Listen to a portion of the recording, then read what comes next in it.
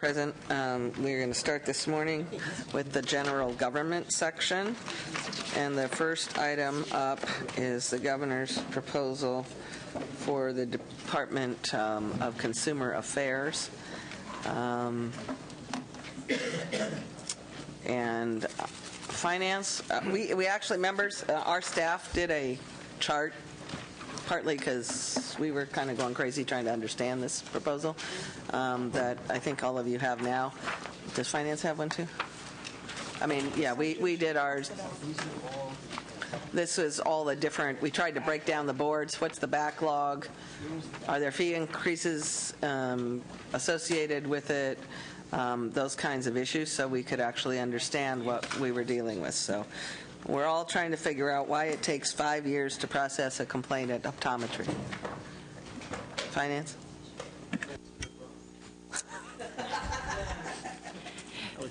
Good morning. Kristen Shelton, Department of Finance.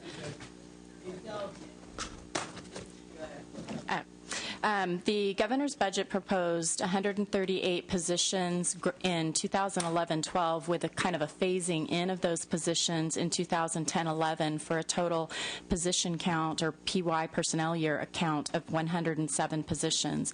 These positions are needed to take the average processing time frame for complaints and investigation and prosecution of those complaints from 3 years down to a 12 to 18 month cycle. Based on our analysis of the proposal, we proposed a phasing in of these positions, recognizing that there's a number of positions being added at one time. The vast majority of the positions would not begin until October 1st, with approximately 8 positions beginning in January.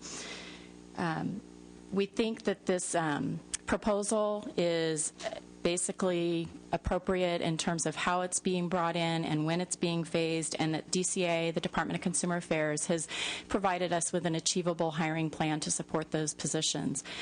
Keeping in mind that this deals with 18 individual healing arts boards, there is really, most of the boards are hiring less than 5 positions. So while the 140 positions or 138.5 positions may seem daunting, it's spread across 18 individual hiring entities that can do the hiring, the screening process, and actually fill those positions. So you're saying that you can do 107 positions in a budget year?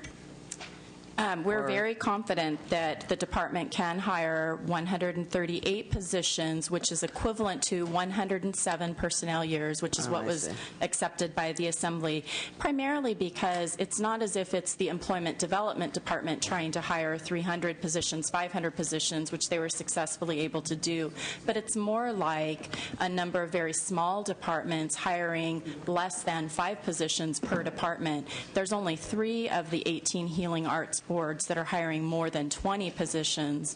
That would be the medical board, the pharmacy board, and the nursing board. So the vast majority are hiring 5 or less positions.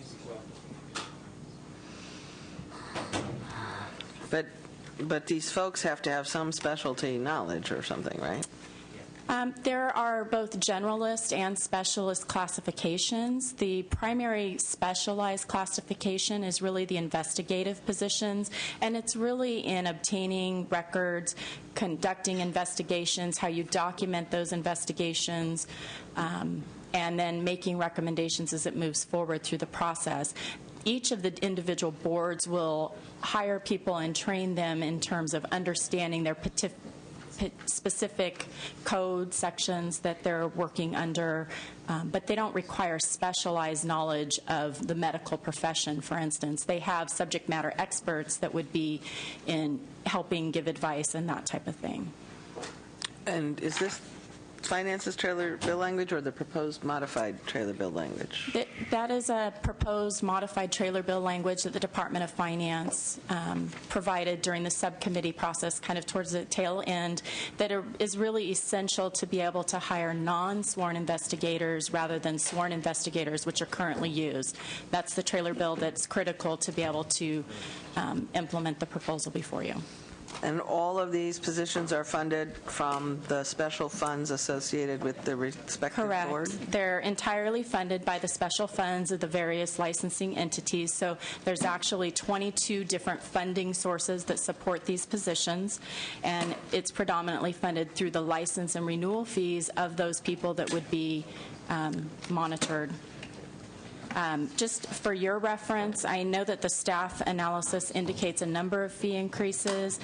Those are largely triggered to on the natural they would occur, irrespective of whether you adopt the Consumer Protection Enforcement Initiative. The only fee increase that results as a result of this initiative as proposed before you is in the Psychiatric Technicians Fund, and they would require a fee increase in 2011, 2012. It would be about a 5% increase in the application or exam fee and up to a 30% increase in the initial and renewal license fee.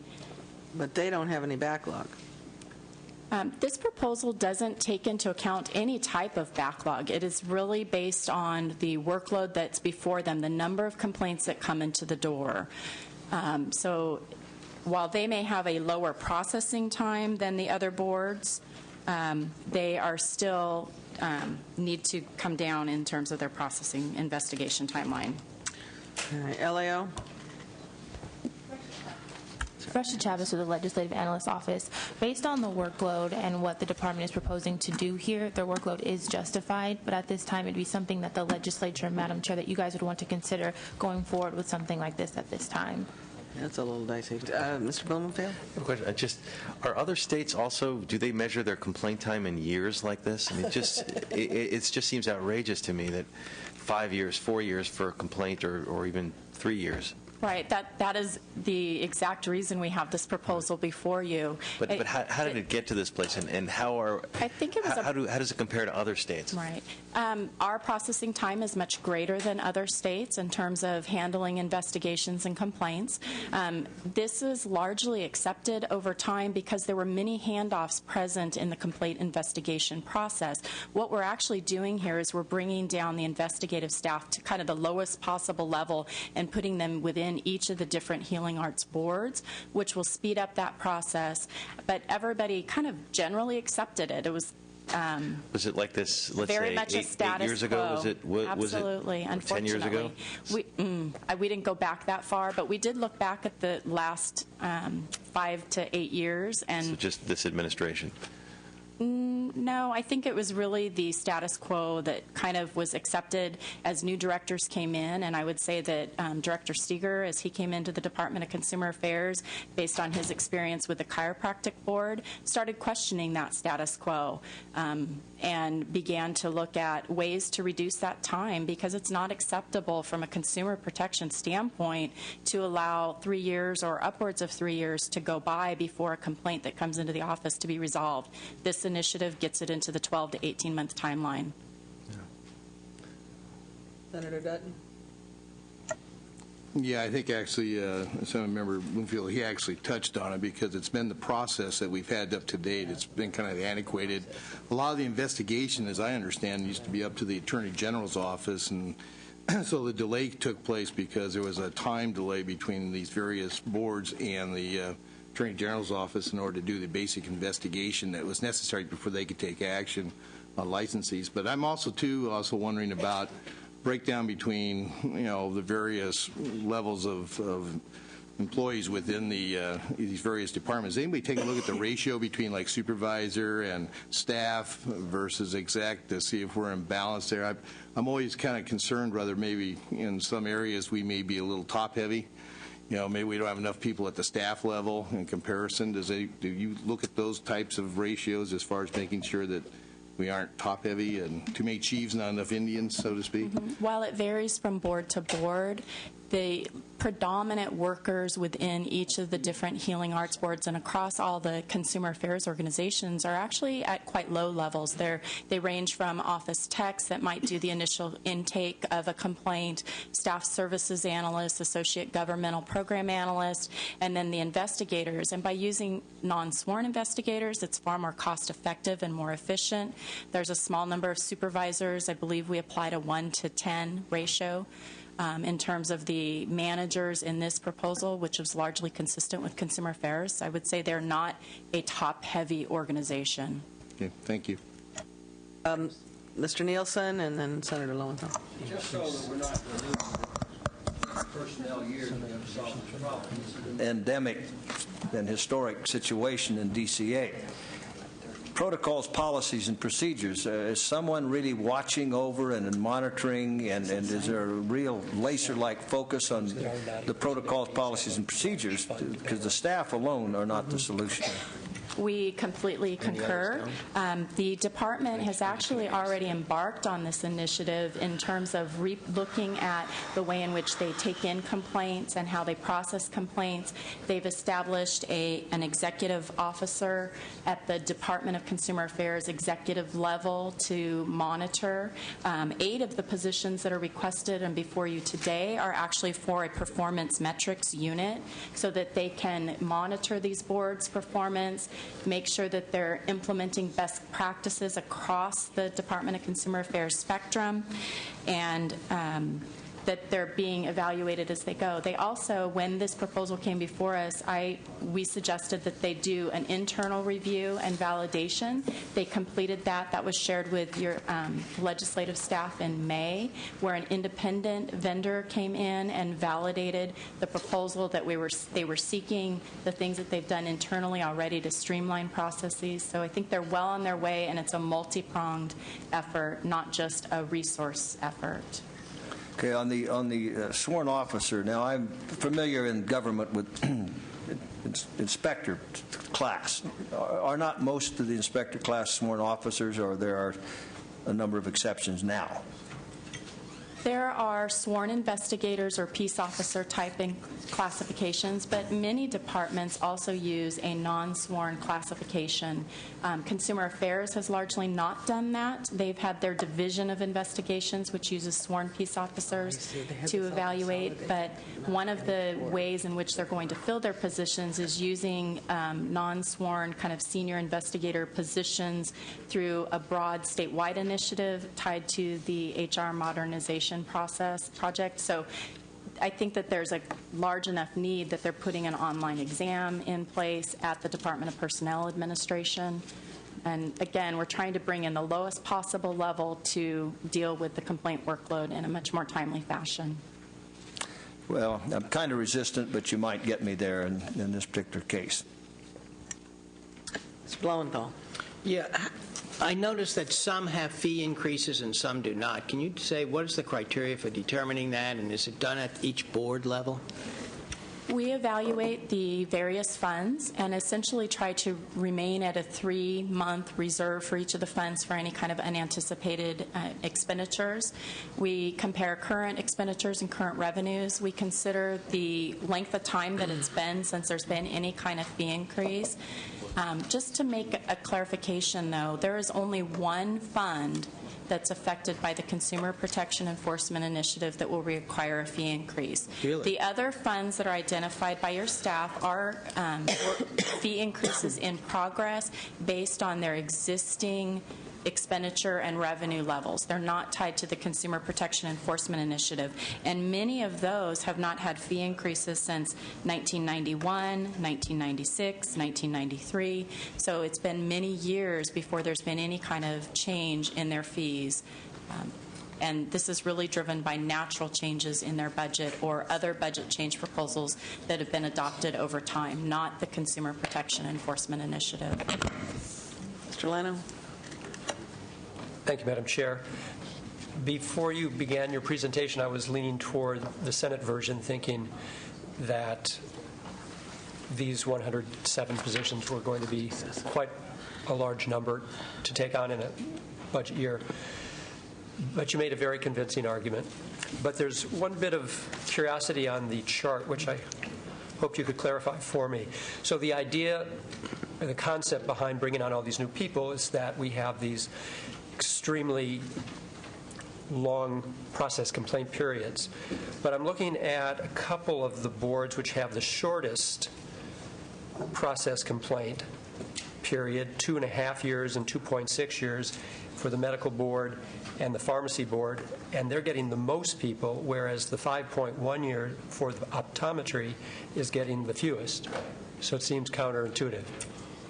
Essentially, what we did is we looked at the complaint workload over the past 3 years, 2006-7, 2007-8, 2008-9, and we evaluated or projected what their workload would be in 2010-11.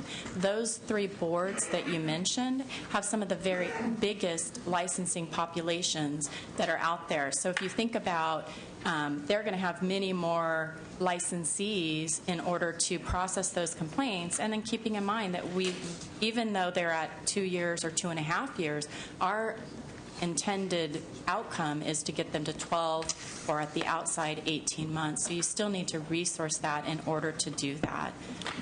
Okay, I think that answers the question then why the medical board and the pharmacy board, though only relatively only 2.5, 2.6, because you want to get them down to 12 months, 18 Right. months, and they're large universes of complaints, so they're going to need the 17 or 22.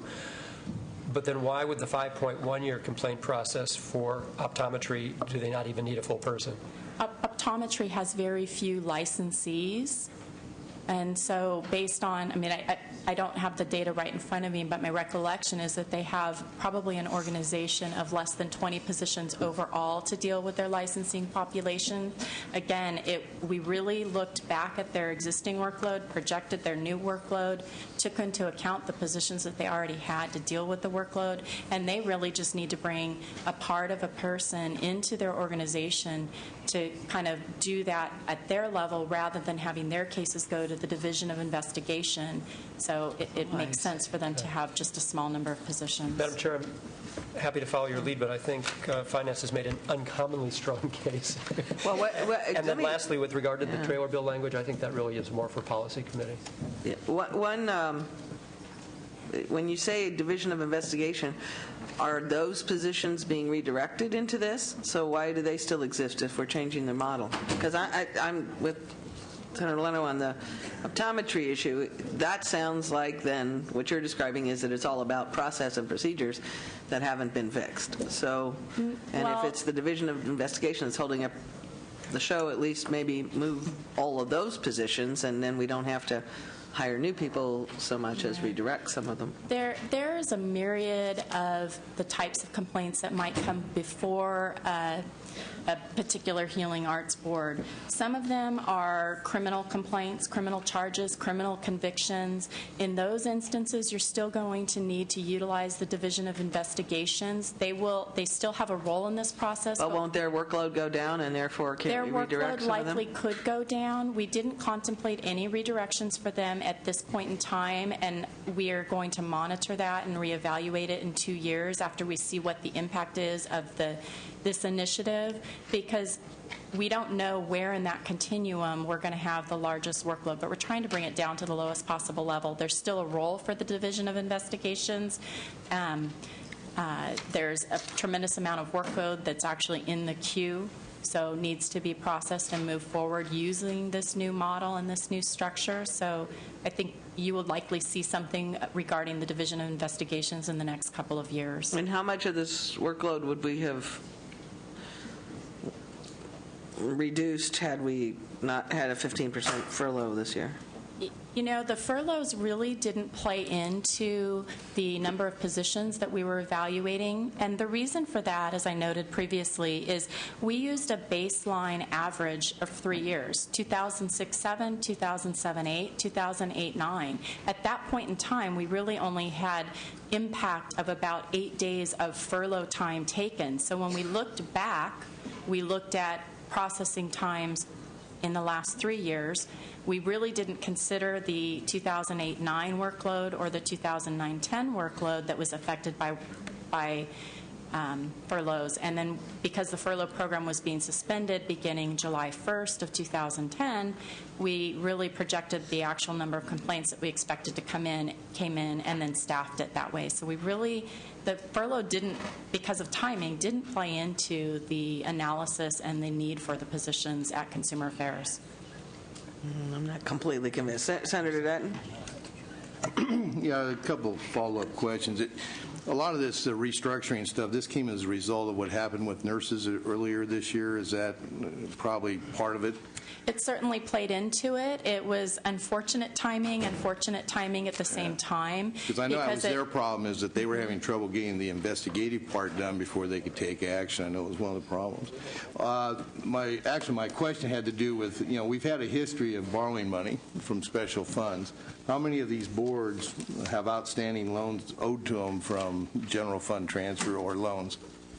There are a number of these boards that had larger surpluses or fund balances in their funds that do have general fund loans outstanding requiring repayment. As a result of this Consumer Protection Enforcement Initiative, we've actually already identified and captured in our general fund totals the repayment of 3 loans that will be necessary. $2 million for the nursing board, and then about $500,000 or $5 million in 11-12 for the dental board and the occupational therapy board combined. So we're proposing fee increases for what purpose? They have all the ones that you've got indicated for fee increases. Are these ones that have outstanding loans to them? The dental board has an outstanding loan, but there was budget control language when those loans were initiated that prevents us from increasing fees prior to any repayment of the loan. And as we look at the surplus or the balance in the dental board fund, there's enough funds that they don't even require a loan repayment, let alone a fee increase until 2011, 2012. Then why are you doing a fee increase? The dental board fee increase, we are not I misspoke. We're not tracking a dental board fee increase.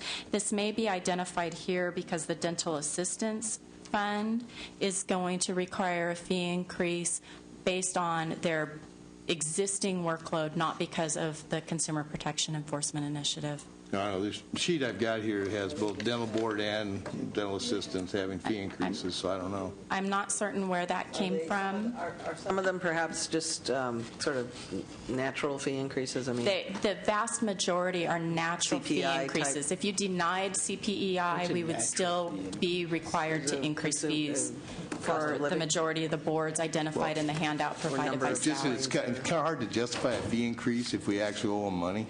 And we concur with you. We would not do it. We would have to approve any fee increases, whether they be regulatory or we would weigh in if they're statutory fee increases. And we would not approve anything until we've repaid the loan. For the dental these are board, for statutory. instance, Then we I would ask you repay to their approve these. $4.4 million loan Can you provide in me with a list 11-12. of special funds that currently have outstanding loans owed to them Absolutely. from the general fund? If Yes, you could, we would be maybe happy to give it provide the rest of that. the committee too. Thank you.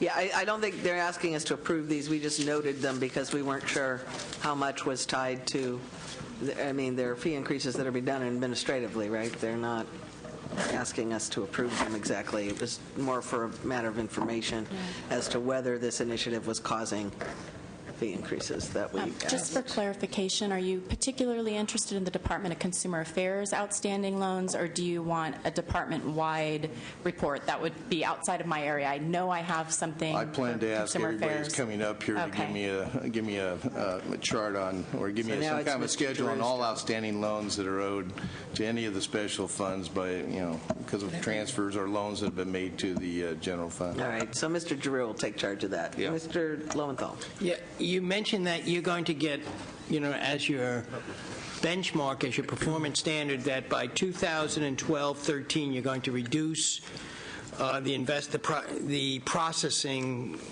the intake investigation and process from 3 years down to 12 to 18 months.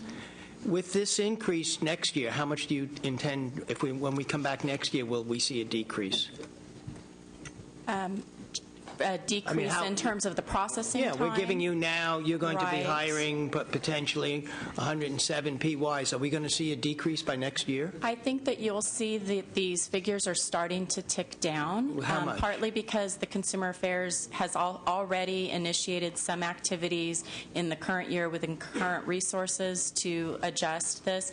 My guess is I wouldn't want to tell you or commit to you that we would be at the 18-month mark or the 12-month mark, because that's going to take a fully ramped-up program, which doesn't happen until 2011-12. But I think it's very safe to assume that the vast majority will be under a 2-year time frame, and that we'll be edging So closer when we to come the back 18 next months. year to do this wonderful process one more time, we will see this 3-year down to less than 2 years.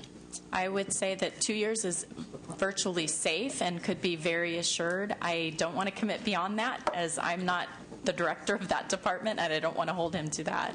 But I think they're very committed. They have good process and procedures in place, and once they get the additional resources, continue to work with the Attorney General's office where they fit in. They're very much on track. All right, we'll hold your feet to the fire.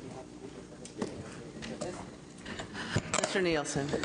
There's an underlying issue, and I just generally entreat analysts in finance to be looking at this. The concern I have is the accrual of these funds in all over pots in government, where then we have budget troubles and we covet them to borrow from.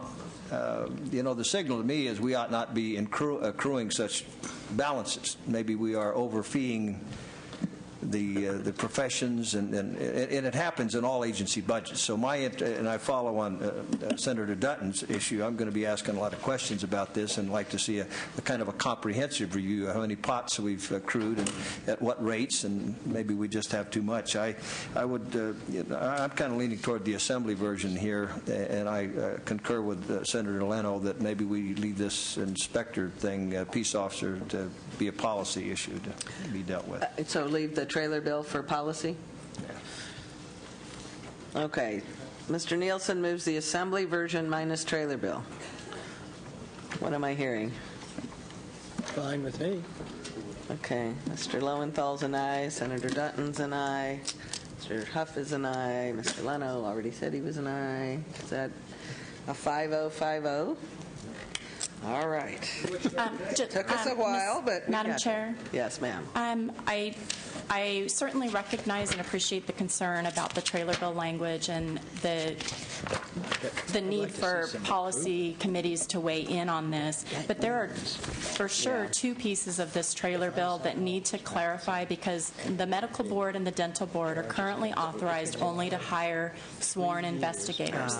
And so if you don't give them the authority to hire non-sworn investigators, then I get it. I mean, the cost of this would go up if you're not able to do the... Why don't we at least... I would ask that you leave the trailer bill open. Let's leave the trailer bill open, but what we will do is refer it to our policy committees for review, and I get that it may need to be a trailer bill for you to be able to do this rather than a policy bill in the regular sense of the word, but I think we'd all be more comfortable with the policy committees at least reviewing the language. So if we can accomplish that in the next week or so, then we can come back to it and see if there's any amendments to it. And then Mr. Giroux will be charged with trying to figure out how to get everybody the information they want on the special fund balances throughout, loan balances and stuff, right? All right, moving ahead. Okay, so I'm going to put trailer bill open. And then staff, we refer it to the policy committee staffs, and let's see all 4 caucus policy committee staffs to see what thoughts everybody has. All right, page 2, licensed professional clinical counselors. Finance? Jeff Carasone, Department of Finance. The governor's budget requested 12 special fund positions and $1.1 million special fund for the licensure and regulation of professional clinical counselors, interns, and counselor trainees pursuant to SB 788 of last year. We support the Assembly action, which approved our proposal as budgeted. Surprise. Leo? We would recommend, if you should so choose, to go with the Senate action on this one. Because? Because based on the workload, the 5 positions still could achieve where the board would like to get now, and then they could still come back in the future budget years to request for another augmentation. I guess my biggest question was why we aren't delaying this. We're delaying, there's a bill from, I don't know, 5 years ago that was trying to get people to oversee guardians in courts, and I think for 5 years we've delayed the implementation of it. Why is this one so urgent that we implement it when we're delaying other? I think the simple answer is the other legislation was a general fund cost in the court's budget for the conservatorships. Yeah, that's the one. Yeah. Conservatorship. Yeah, so that's a $17 million general fund cost, whereas this is a special fund cost. But is there some urgency to approving these positions and doing this? I'm just Well, recall the bill particularly. the consequences of not approving the full complement of positions would be delaying individuals' entry into the workforce. Right now, the wait time is about 2 months. That would double to 4. Whoa. If it's 2 months now with the existing staff, why will it double to 4 if I don't increase the staff? Well, the wait times would increase for the applications to be reviewed and to be licensed. With the, Oh, because they aren't licensed now. It's a new group of people. Mr. Nielsen, Senator Dutton. Senate, Assembly. Senate. All right. Okay. Senate's only one position.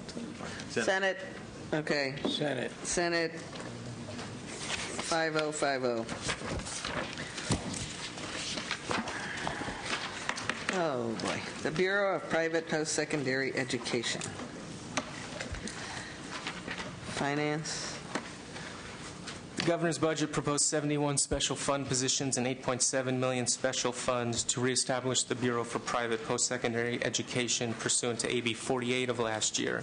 We support the Assembly action less the budget bill language. Why does it need so many more people than it used to have when it existed prior to 2008? There's currently a backlog of 317 applications, and they're getting 70 additional applications every month, and this is to reduce that. But how much did they used to get when they were?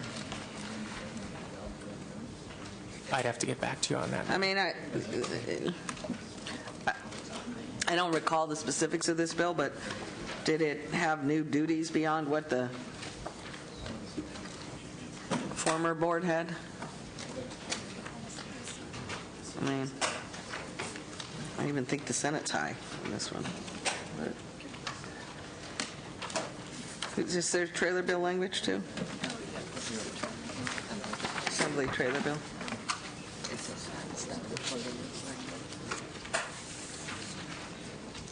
I mean, what are their new duties under this?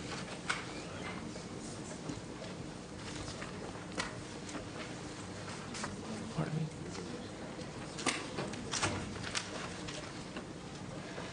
My notes say the old one only had 58 people. Okay, I'd have to verify that.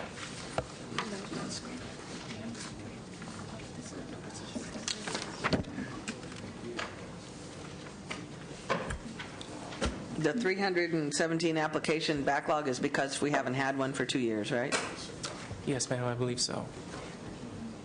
So who was doing this? And was Consumer Affairs overseeing this? I mean, Governor vetoed the trailer bill, the bill that was trying to reestablish this 4 times over those 2 years. So I'm trying to figure out, and they thought you didn't need one because somehow it was being handled through Consumer Affairs, but.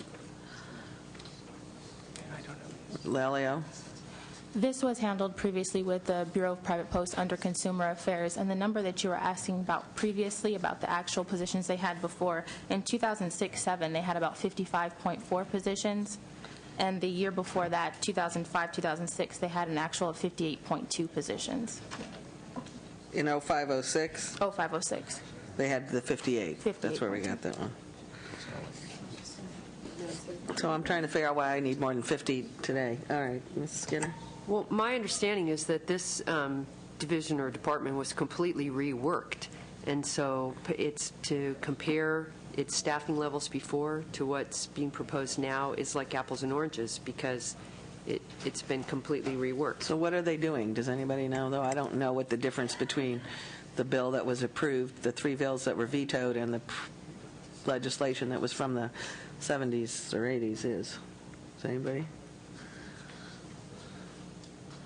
I mean, I don't know what it's doing I can differently. certainly get back to you with more clarification. Mr. Dutton? Yeah, right now, we're kind of leaning with the Senate version with the Assembly budget bill language, and the trailer bill language, I think we're okay with that, too. We just got this, that's all. Let's do that. Senate plus the trailer bill language. Senate, P-WISE, Assembly, TBL, and no budget bill, or yes budget bill? No budget bill. Just trailer. Just trailer bill, no budget bill. Well, I'm okay with we're okay with the budget bill. The trailer bill, though, we just got this, it wasn't. That's just feel-good language, isn't it? It doesn't really do anything that's not already done. It just feels good that we've got it in there. I don't know whether we need it. Mr. Leno? On the proposed budget bill language, could someone explain its purpose? Whose language was it anyway? Assembly? But it wasn't the governor's? Yeah, The budget bill language in front of you requires that Oh, no, 5 we don't of want the that. positions No, that's no. are special ed positions and that they're located in Sacramento. The Assembly bill the bill that was for this does require that 5 of the positions need to be special ed positions, but the department could use the 60 that are approved, PYs here that are approved, and make those 5 positions special ed positions without the budget bill language. My question is why is the Sacramento office called out for 5? And it doesn't say special ed positions, it just says specialist positions. It says specialist. Specialist positions. The budget bill language for this item is not necessary because it Okay. can be So we- handled with the 60 Okay, PYs. so we get rid And of it's in a policy bill. Madam Chair, if we could, we do have some additional information on how the prior law differs from the new Thank you. enforcement. All right. Just for clarification purpose, the previous Bureau of Private Post-Secondary essentially did the majority of their work in-house in Sacramento. They did not have a tremendous presence out in the field to do enforcement. The new law exempted some previous institutions from their oversight, but also then required them to do biannual to every 2 years actual site visits with out in the field. So this proposal has more positions, but 12 of which are In the limited field. term.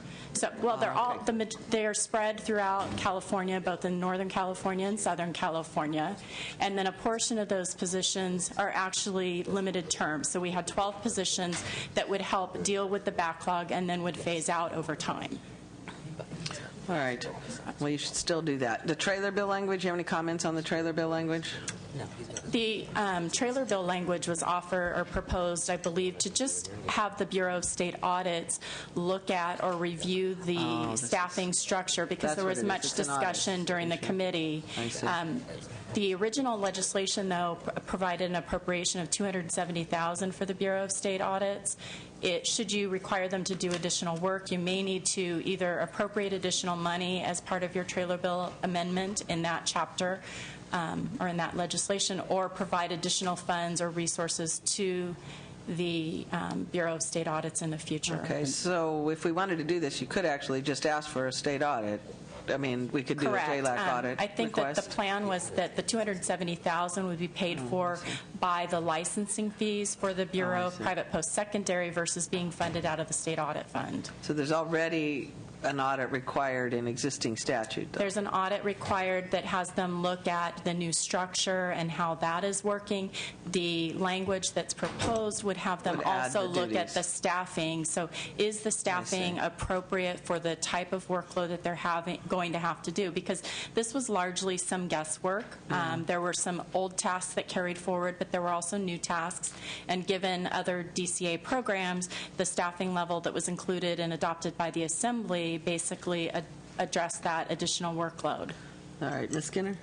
Yeah, I just wanted to add to that that's correct. The purpose of the Assembly's trailer bill is to make sure that audit also addresses the staffing levels and reviews them.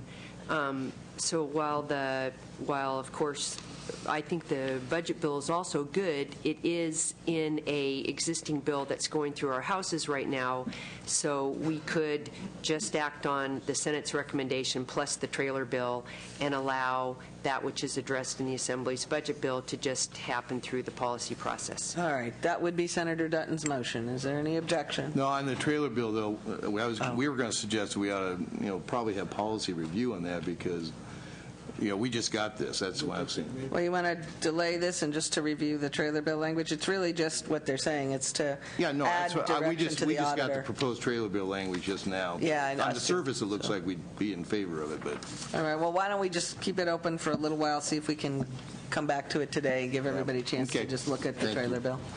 I think that the pending motion would be Senate positions with trailer bill. But just let everybody kind of get a minute to review it. All right. Page 4, OPR. Jason Cisney, LAO. Finance? Oh, LAO. This committee began the process of thinking about OPR last year with an initial move to eliminate it. The governor brought forward a similar proposal in the January budget. The Assembly denied that request, deferring to various policy bills that are moving to look at changing the role of OPR in the future.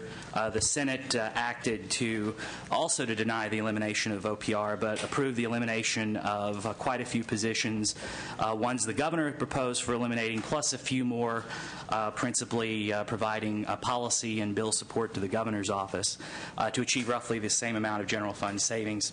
We recommend the Senate, but recognizing the legislature's interest in potentially in expanding the role of OPR, we would just note that if the legislature wants to go down that road, probably at some point in the future you're going to need to probably start off with something like the Senate actions, because the positions that the Senate eliminates really probably won't be useful if the legislature's direction is to make OPR into more of a comprehensive planning and land use agency.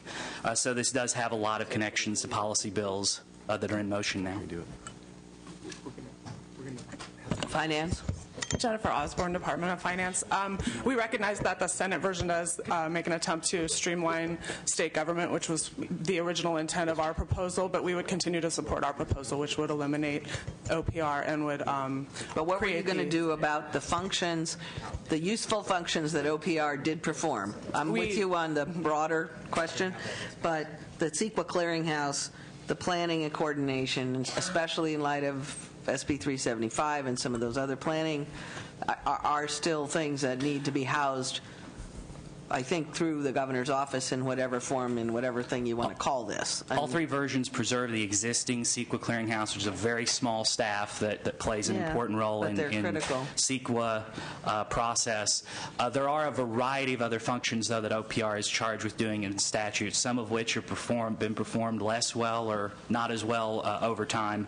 And I think that at least for some of those functions, as the houses move forward, you're probably going to have to think about staffing up OPR if you want to maintain those functions and have those tasks perform well. The four functions the Senate was trying to preserve was the clearinghouse, environmental planning and coordination, the volunteer program, because it brings in a ton of federal money, and the small business, although I still question the need for a secretary to do that, nonetheless, the volunteer program has value. And both the houses, small business advisor. And both houses' versions preserve all of those activities in the existing OPR. But what other activities does finance want to, or where were you going to send them, or what do you want to do? Our original proposal had preserved, as the LAO points out, the CEQA planning process, the small business advocate, and then a handful of other functions, including some legislative analysis and some web work that is currently performed by on behalf of the governor's office. There were, at the request of Senate Sub 4, OPR completed a report that addressed all of the other statutory requirements that it has, and they did make a recommendation that much of that could be performed by the Strategic Growth Council. But and so that was kind of the open question, I think, that was dealt with in the subcommittee process. The difference between the Senate and the governor's only... It's a very small dollar difference. It's a couple positions, so...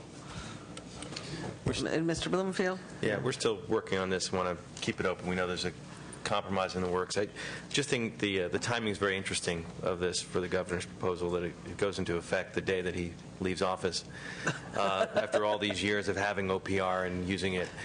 I find that very interesting. When last year we tried to get rid of it, and it was a whole political issue. That being said, just to get that in, there is certainly it certainly needs some major reform, and I look forward to next pass really getting the exact language that we need to do it. So I'd ask us to move on. Okay, anybody else want to contribute to the discussion before we leave it open? All right, hearing none. Move on. Page 5, IT contracts.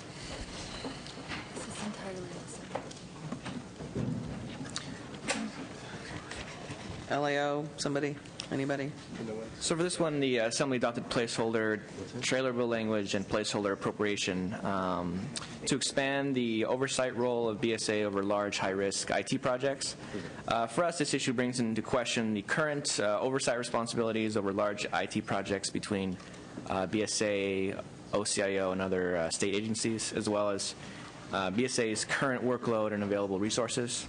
We think that JLAC and other policy committees may want to think about the overall oversight responsibilities for IT projects of these agencies, particularly BSA's role in the process, and without prejudice to the merits of the proposal, we recommend adopting the Senate position and sending the issue to JLAC and the other policy committees for closer inspection. I think the issue, in part, at least from our perspective, would be that the OCIO has this responsibility. We've just got that more or less under control.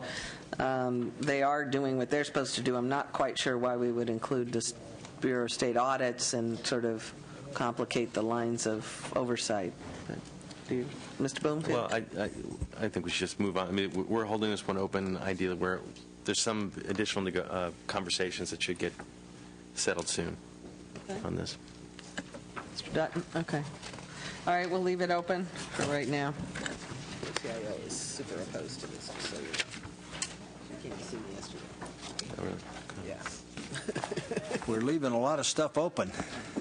Oh, unfortunate. Well, see if we can, as long as everybody gets out what their issue is, we can come back to them quickly, hopefully.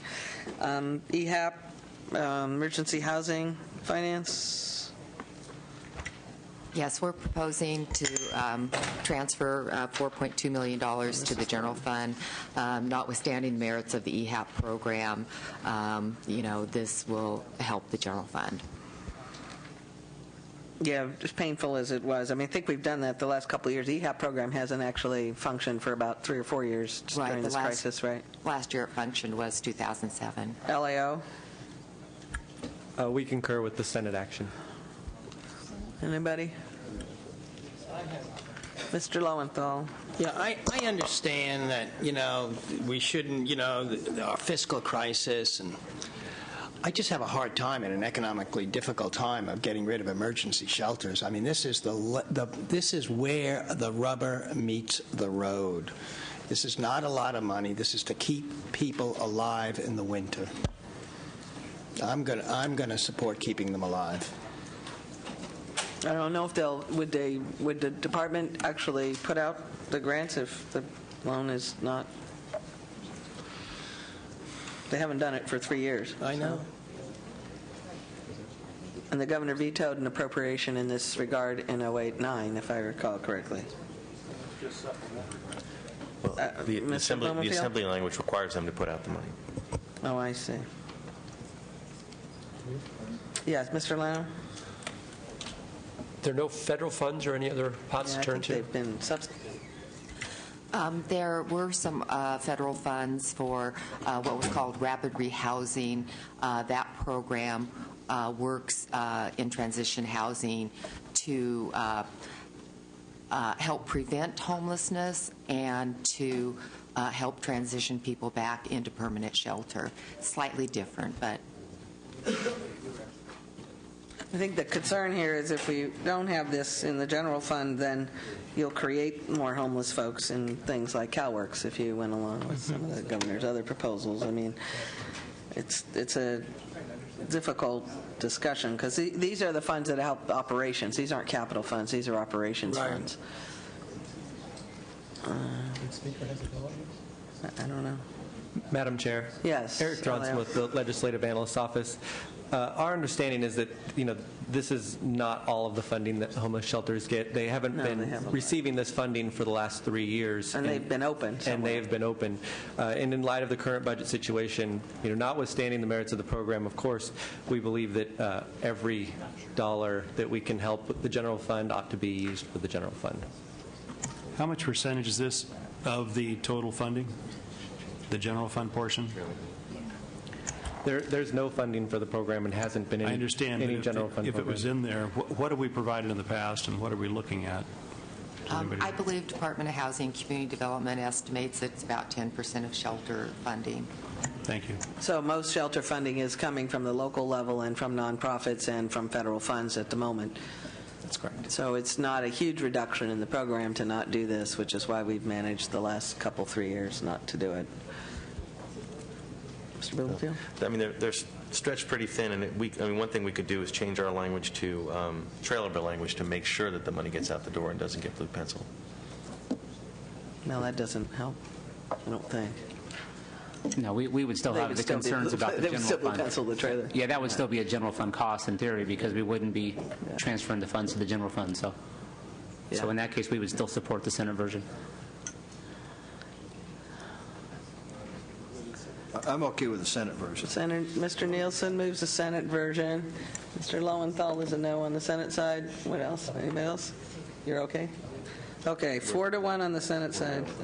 We want the Assembly version. They want the Assembly version. Okay, so that motion fails on a 2-3 on the Assembly side.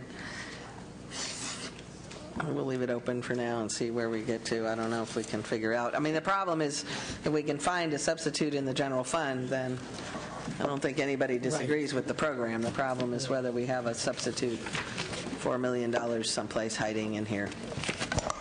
Finding more positions. All right. In the quest to find more positions. Infill infrastructure.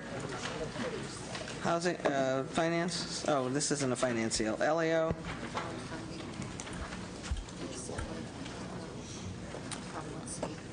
Yes, so HCD has indicated that the funding could be released immediately if it were to go through HCD. This is funding that was identified as savings from a program, a grant program from Prop 1C, roughly $9 million worth. The Senate took action to appropriate the funding through the infill infrastructure grant program. The Assembly divided the funding between the infill infrastructure grant program and another program that has received some money from this program through Cal Reuse, California Recycle Underutilized Sites Program. We recommend the Senate action because of our understanding that HCD indicating that the money could go out immediately, whereas the Cal Reuse program would have to go reissue a NOFA. Madam Chair, we concur with the ledge analyst that we would support the Senate action here. Okay. And one of the issues, Madam Chair, is it not that these other sites are not shovel ready, and we need to get the funding behind. I think the effort here was part of the overall jobs push to get as much out as we can to things that are ready to be built. To go. Senator Dutton? Yeah, my only concern is, especially being as I was one of two Senate Republican votes that actually took this out of the Senate, was that there was a lot of work done on these bonds, and this actually would change what the agreed-to use was and what was represented to the people. So I would like to see us stay with the Senate version, which is consistent with what was agreed to back when the bonds were originally negotiated. All right. Senator Dutton moves the Senate version. Oh, Mr. Leno. What of the Cal Reuse grants that have already been authorized or have been given indication to locals that they were moving forward? Is anyone going to have the rug pulled out from under them?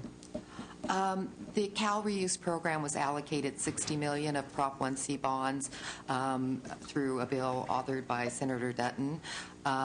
So the funding that was made available has been available for that program. So we're not. That does not change. That does not change. Good to know. I think the problem is most of it's been used and there's more projects out there. But the same is true in the IIG, and the IIG is what this was drafted for, and it is for projects that are shovel-ready. So Senator Dutton moves the Senate version. Hearing no objection, on a 5-0 vote, that will be approved. Public Works Board.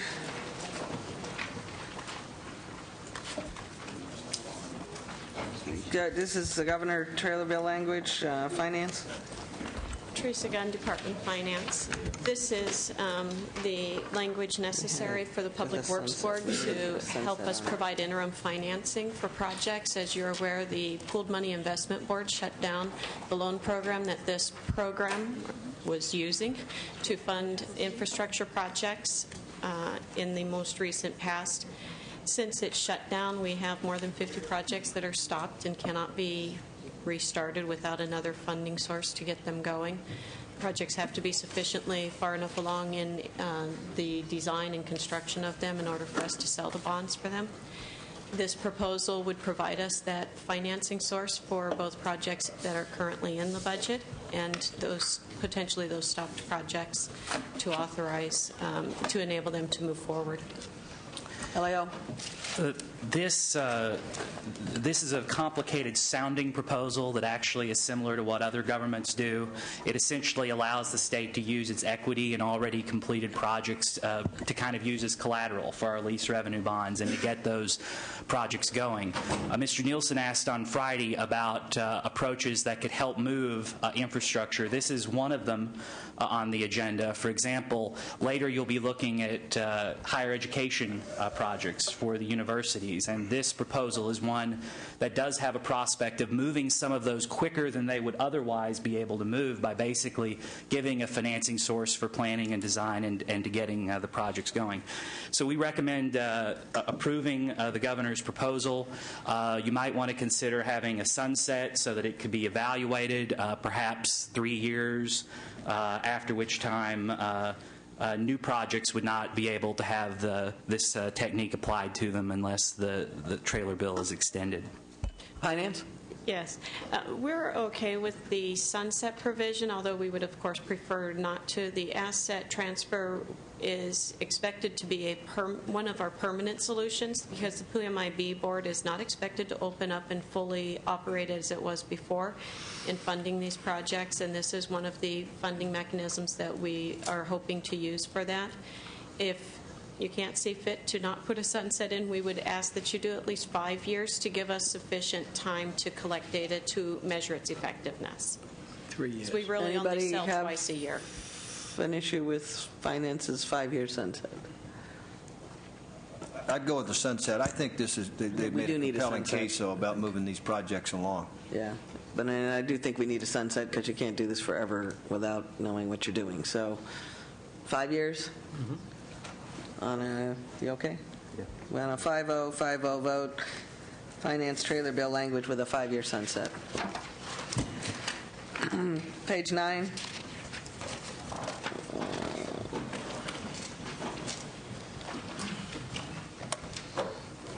Finance. Jesse McGuinn, the Department of Finance. This is a proposal to make permanent 30 positions, one in the Labor and Workforce Development Agency, 29 in Department of Industrial Relations. The Senate approved it. The Assembly made them 1-year limited term. All right. These have been here for 5 years. Mr. Blumenfield moves the Senate version. Is there any objection to the Senate version approving the governor's request? Hearing none, on a 5-0 vote, that will be approved. Disability insurance, page 10. Oh, this one's probably going to be... This is the Assembly's proposal for the loan. Well, there was originally the Finance proposal, then there's the Assembly proposal, and the Senate said no to it all. So... Right. We had loaned money to the Employment Training Fund for a jobs initiative program and a training program. The Assembly included this in their new jobs package.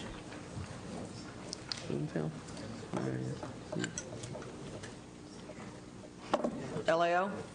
Sorry. Yes, Madam Chair. Charity Spiritu with the Legislative Analyst Office. As you know, this is a part of a broader jobs package, and we only add that on a technical level. The fund is sufficient to accommodate this level of borrowing. Well, folks who pay into the fund would dispute that, I think, but I mean, the question of the propriety of borrowing from this fund at all, given current conditions, and that employees pay into it, employers pay into it, and it is designed for a specific purpose, which is to ensure disabled workers have funds. Right, and the governor's proposal with loaning it to the Employment Training Fund was changing the revenues in the Employment Training Fund to then repay that loan. The Assembly version is a little bit... Which is an increase on employers. We'll make it easy. We'll move the Senate. Mr. Blumenfield moves the Senate version. All right. Senator Dutton confers. All right, on a 5-0 vote, Senate action is confirmed. This is which one, the Assembly version? We took the Senate. Oh, we took the Senate version. Good man. All right. Workforce Investment Act, page 11. This one, I think, do we have the chart yet? Oh, there we go. LAO, to the rescue. Yes, Madam Chair. As requested by the chair, we prepared a handout to discuss the governor's plan for the Workforce Investment Act expenditures. So essentially what's going on here is that in 2009-10, the Federal Workforce Investment Act and the American Recovery and Reinvestment Act provided about $1 billion in funding for California's workforce system. And so now in 2010-11, the Recovery Act is no longer available, and the base funding for Workforce Investment Act was reduced. Federal law requires that 85% of this total funding goes to the locals, and 15% of this funding is reserved for state discretionary purposes. And so on the next pages of the handout, you can see a table that basically shows you a comparison of the governor's expenditure plan for Workforce Investment Act in 2009 and comparing it with the plan for 2010-11. So really on the last page of this handout on the bottom, you can see that in 2009-10-11, we had about $141 million in total funding, including the Recovery Act funding for our workforce system. This is just the 15% pot. So about 140, yeah. So the total that is the discretionary fund is $73 million, am I reading this right? That's right. For 2010, 2011, we had 140 in 9-10 because of the era of supplement. That's correct. Okay. Right. All right. And so both houses appropriated the $73 million. The issue in conference is the allocation of these funds. Yeah. And we advise that the legislature should review this plan and potentially modify the allocation of these funds according to your legislative priorities, including creating some potential general fund savings opportunities. I mean, the question is, where do we get the biggest bang for limited dollars that help us with other pieces of the budget?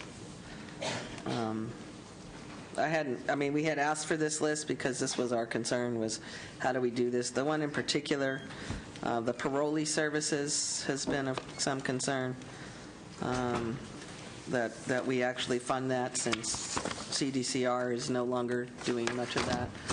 And I don't know, we've got multiple health care ones here. We have what's the at-risk youthful gang offender prevention? Is that jobs for, who runs that? What is sector initiative? We'll need to come back with you on what that is. That's continuation. Yeah, and this economic stimulus, so-called, but it's only $200,000. I'm just trying to, it seems like we may want to concentrate some of these funds into some specific things that really help us move the economy forward, and I don't know how to evaluate looks like you have two different pots for this at-risk youthful gang thing. There's no money for summer bridge employment. The parolee services fund is reduced by half. I get that it's half as much money, but nonetheless, that may be a priority after we get through talking about corrections. And I don't know what incentive grants are and who they're incentivizing. I mean, we may want to concentrate some of these, not spread it out so far among so many, given that there's so little resources. I don't know what other members think, but maybe we sort of for caucus staff work group. I don't know, Senator Dutton. I personally I'm just want to get people back to work. I don't really care. Well, but that's the question. And I think training needs to be done for jobs that exist today, and not. Anyway, so we kind of favor the assembly version, but. So, which is the governor's? Yes. Mm-hmm. Because do you think these things create jobs? I mean, I'm not convinced any of these do that, I guess is what I'm concerned about. So.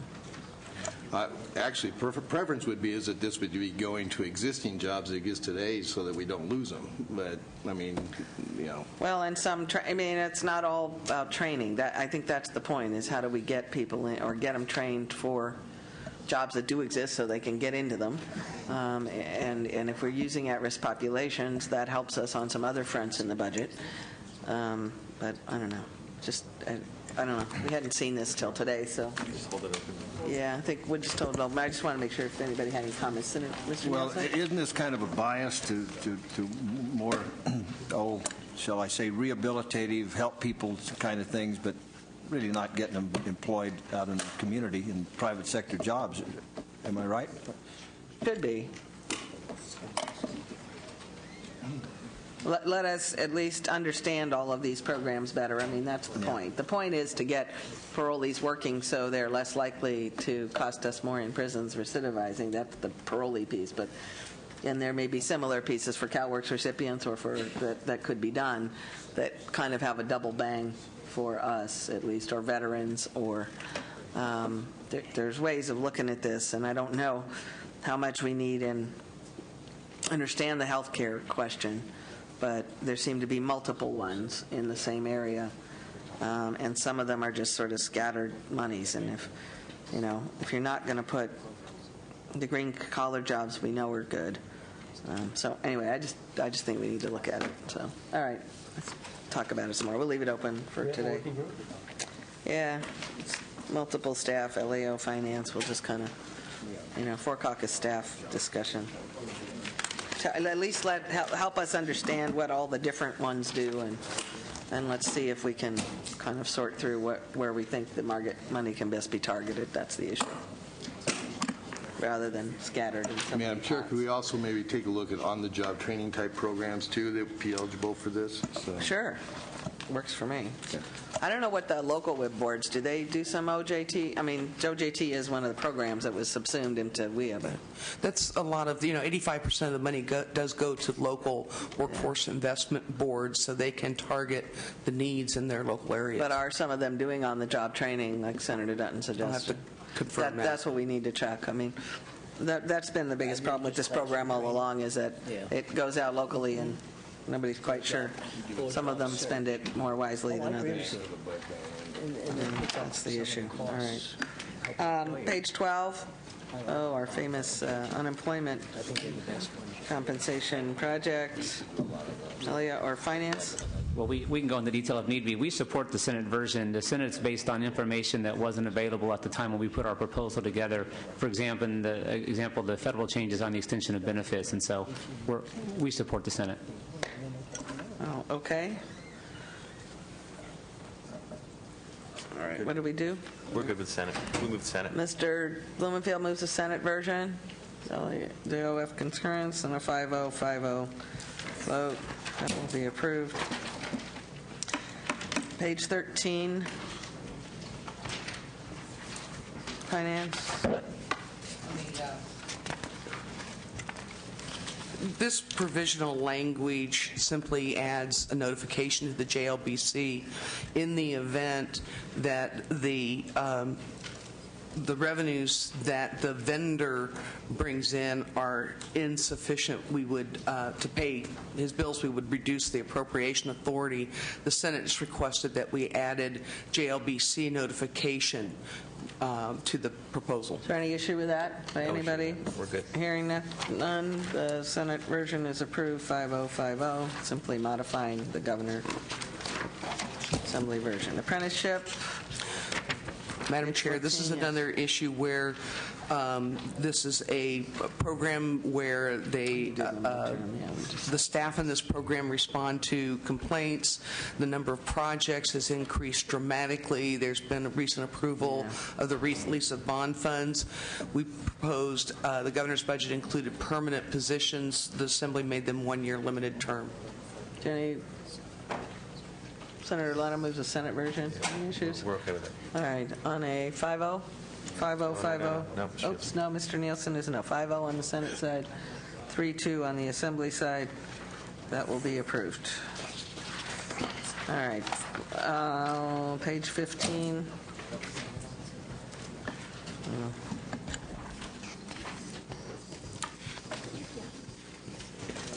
This is a big one. Senator Leno moves the Assembly version. Does anybody have any issues with that? Madam Chair, I understand that this was a part of the budget agreement last year at leadership level. I'd be reluctant to undo something that was an agreement last year, so I would be a no vote on this kind of motion. Madam Chair. But they haven't done anything with it all year, is my understanding, Finance? Madam Chair, they have begun some work. They've hired 4 people and begun the initial work to do a survey. If this is the money is rejected, they would not have funds to continue. Madam Chair, both houses eliminated the funding for the survey already, and so this is just about the Assembly side adding the language. budget bill language, which makes the Assembly version. Mr. Huff. Yeah, just on the lines of what my colleague across the way said, we need votes to get this thing out. If we start worming out of the deals that we have cut to get previous budgets done, you won't get any other budgets done in this building. Yeah, well, some people renege on CalWorks Yeah, but retention those decisions cost leadership positions. So think carefully about what you do on this item.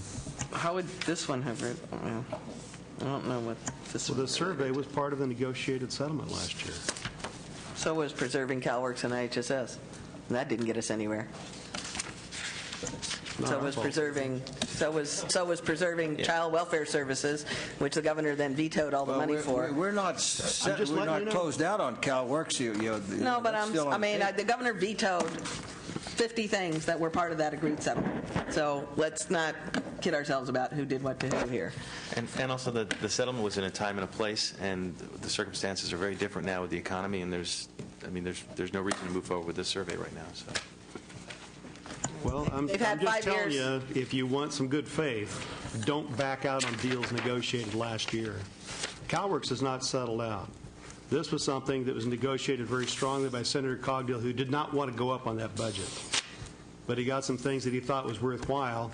So for you to go back on that was negotiated last year is a slap in his face, and everything that we stand for when we compromise our values to support these terrible budgets. Well, we want to move the Assembly version, but Yeah, I understand. We would support the Assembly version to the extent that Ms. Conway? Let me take a different approach here for a minute here, because the problem you have with prevailing wage in California is it's unique in the way we determine it. Okay, it's not according to Davis-Bacon on the federal side of things. It's not done on a per-county basis.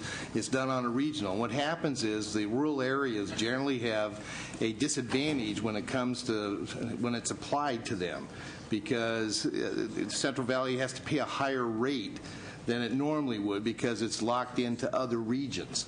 And so that's where the unfairness comes about, and I think that's where parts of this come into play. And then also the other problem we have, too, is to use the same rate for residential as you do for some of the more industrial or commercial-type public works projects is also not a fair analysis. So I think that's the reason why it should be done, and regardless of whether it's a budget deal or not, just common sense should tell you that we ought to maybe take a look at this, and I'm not saying do away with prevailing wage, but maybe follow more of the federal requirements of it as opposed to California's unique way of doing business. Well, the issue on this has been around for as long as I've been here. Continue to be around. And the problem is equally interesting in the desert areas and in Imperial Valley and Coachella Valley and Riverside and San Bernardino and other areas that are non-coastal, because the rates tend to be tied to coastal wages. But the question of whether we ought to be funding separate general fund when the governor's had 5 years to do this administratively and they haven't done it is sort of troubling, and why we would dedicate precious general fund dollars right now to doing something that the department has the authority to do under existing law, could have done any time in the last 15 years, and just hasn't, is sort of the troubling piece here for me. But Ms. Conway? Thank you, Senator. Well, I'm not here to defend or reprimand anybody for what they did or didn't do. It's just this is a constant problem, not just for prevailing wage, for having lived in the Central Valley most of my life. And I do also represent 25,000 square miles of desert and part of San Bernardino and a whole area.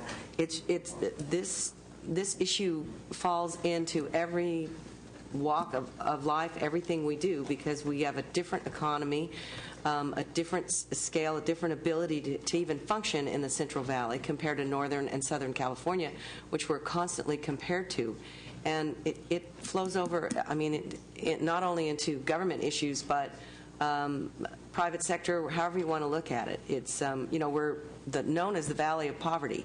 We're poorer than Appalachia by any survey, any area you want to look at it, and it just makes it very difficult to even complete projects. This is just very important to the Central Valley, and I would prevail upon the committee to.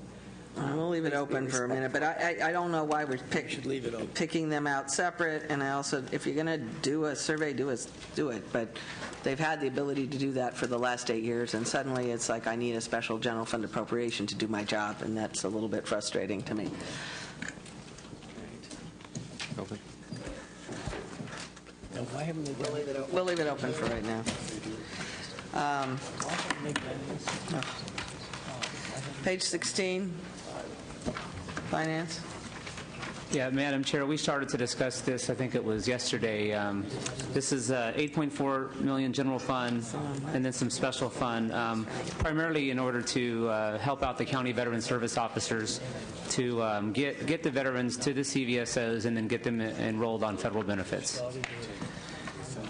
Yeah, but it's a general fund appropriation to do something new when we don't have any money to do what we do today. LAO? Sean Martin with the Legislative Analyst Office. Okay, everybody.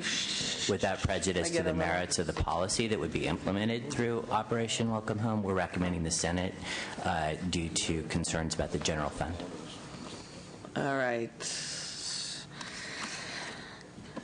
Anybody? I mean, we wanted to send money directly to the CVSOs, but I just don't know how you justify this much money for at this particular moment in time when we're not funding the services that will serve those same veterans. Employment services, you name it.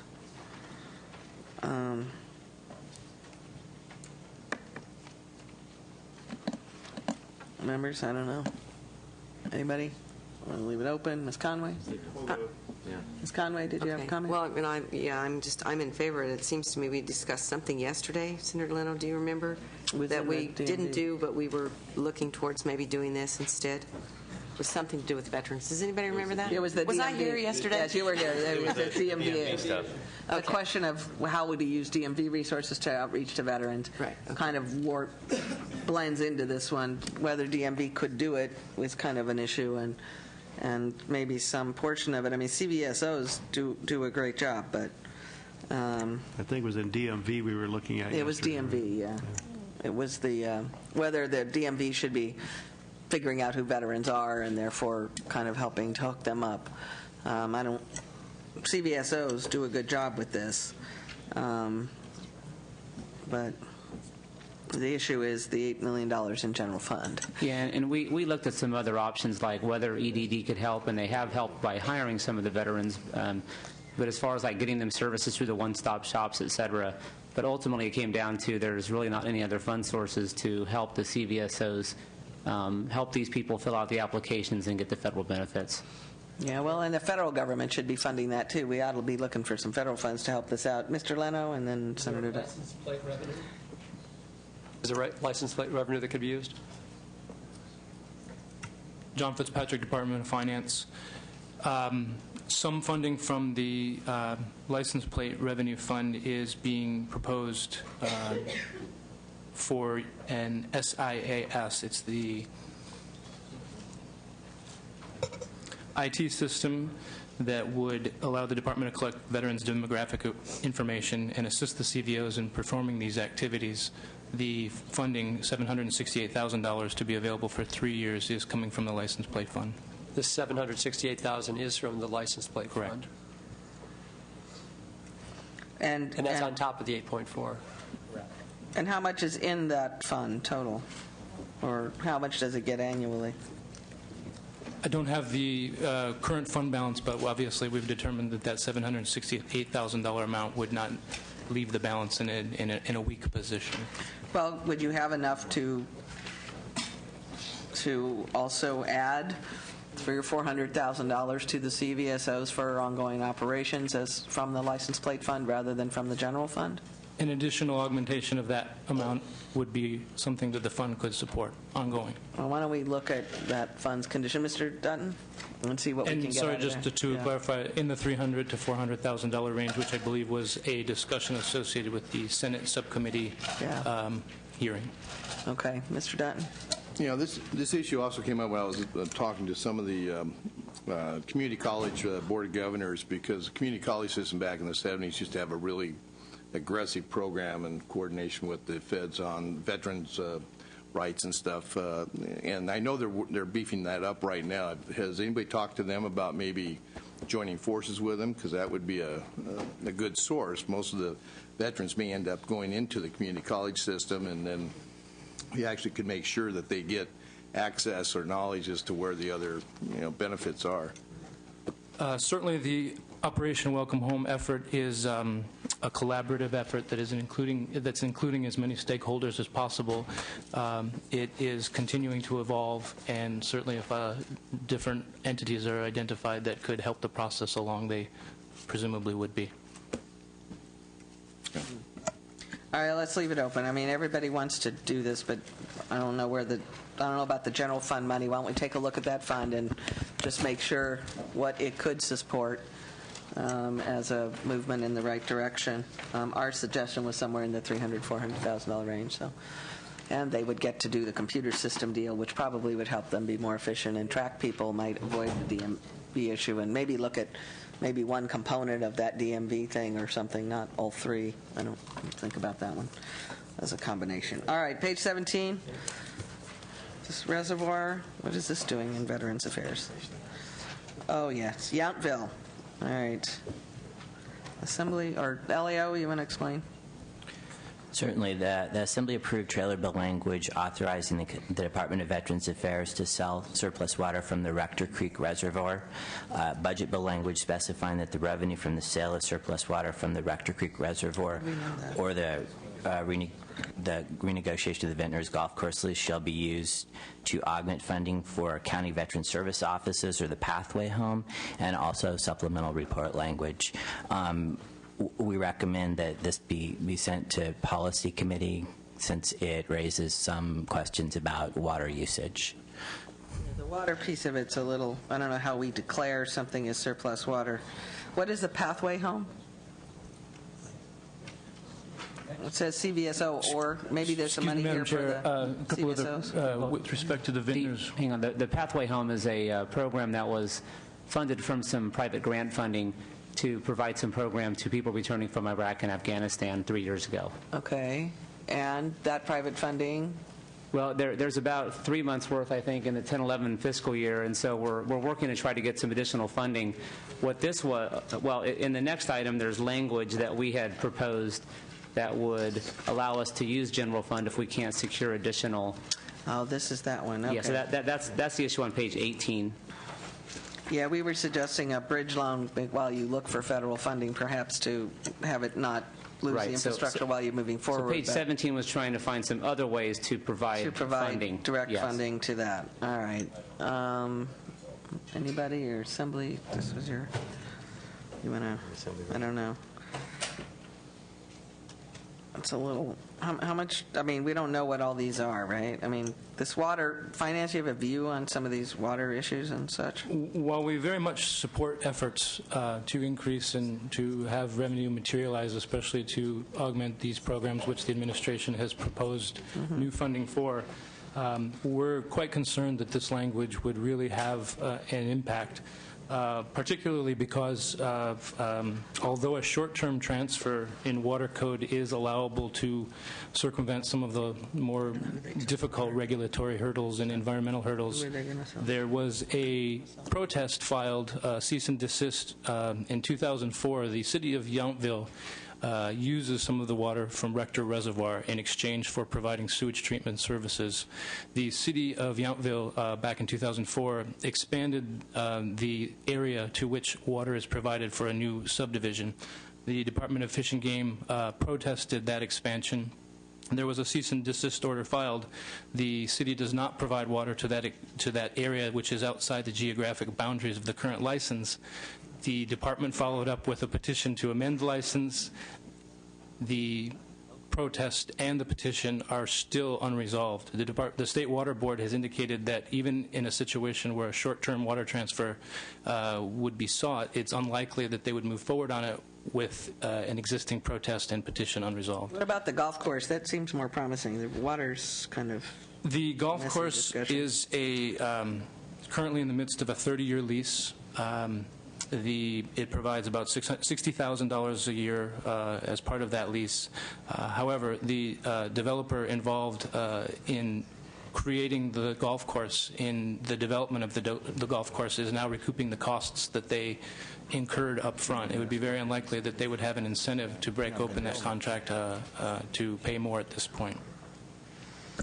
Madam Chair, couldn't we at least remand this temporarily, if not longer term, to a policy discussion? And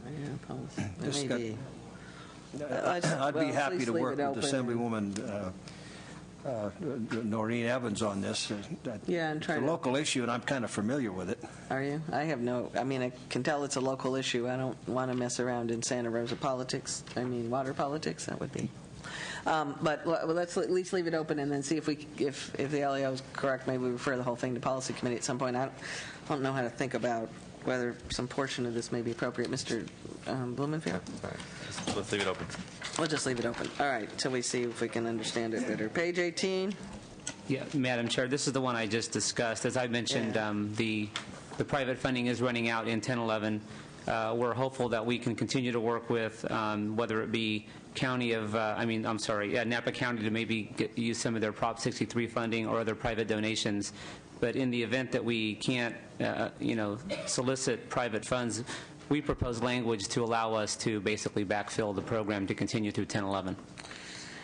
I guess what the Senate was thinking about was federal monies should become available in October after the federal budget is passed, and if there was a need for a bridge, we sort of thought of it as a bridge loan until the federal funds from the Omnibus Health, Veterans Health Omnibus Health Service Act come into play and perhaps would fund the program. I mean, it is their responsibility, and much as we care for our veterans in this state, we really want them to pay for these return from Iraq kinds of deals. I don't know, finance.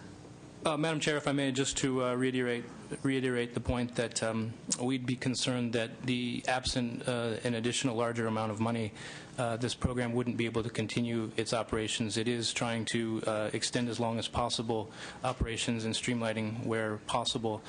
In addition to hopes that federal money will materialize, there is Prop 63 mental health funding available that would be additional money that would be available to Napa County, but there would be a timely process to access those What's additional the status of the federal monies in the Caregivers and Vets Omnibus Health Services Act?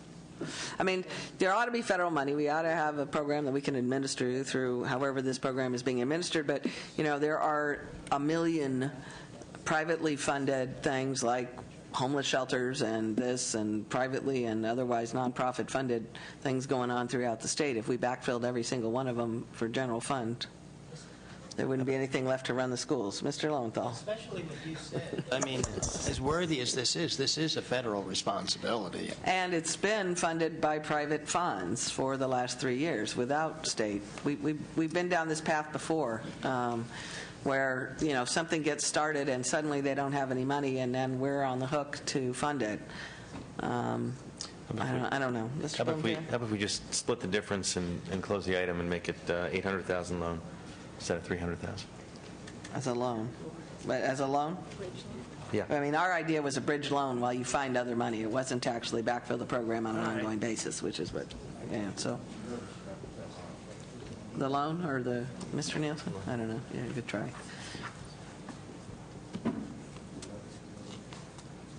It's an up-to loan was the concept we had, just because we just don't want it to fall through the cracks while it's waiting for other funding, but we also didn't want to be on the hook for. That's why I just leave it open. I think that's a concept. The need is $1.3 million. There's no question. If we are considering the bridge loan concept, is the $300,000 going to be insufficient and we must go to $800,000, or might the $300,000 work?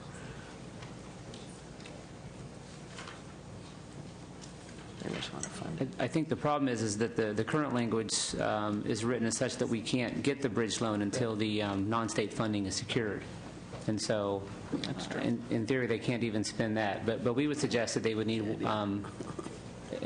without knowing how much additional private funds or federal funds they're going to get, we think the program need. Well, where's the private funders that have been there? What did they all just drop off the planet this year, or what? All right, let's leave it open, see if we can find out more about who's been funding it and see if we can find the $1 million. Maybe somebody would ask one of the gubernatorial candidates. All right. Page 19. Yeah, just they got $100 million. One commercial they could put aside. One commercial. We could be over the top after tomorrow. Maybe people will have extra money after tomorrow. All right, page 19. The last three pages of the agenda all await CalPERS's decisions next week on 2010-11 state pension contribution rates and 2011 state retiree and employee health rates. These are technical items, and so they essentially budget what has to move through the system over the next year. Pension reform and related issues are certainly important topics, and we certainly encourage you to discuss them. But these are technical these are items. What they are when the number gets here that's here. That's right. And so you have two choices here. You could close these items now and let staff score these next week when the dollars are available, come back to you with any problems, or alternatively, we could give you the best numbers that we have when you go through the last pass of the book. Typically, our office, Finance and DPA, can work to try to reconcile the numbers within a few days of CalPERS making the decision. Why don't we just leave it open week. until we get all those numbers next week, and then we'll close it as soon as we know what the numbers are. All right, that leaves those three open. We're through the general government members. We were hoping to. Why don't we take a 15-minute break and come back and do public safety? Oh, yeah. Pardon?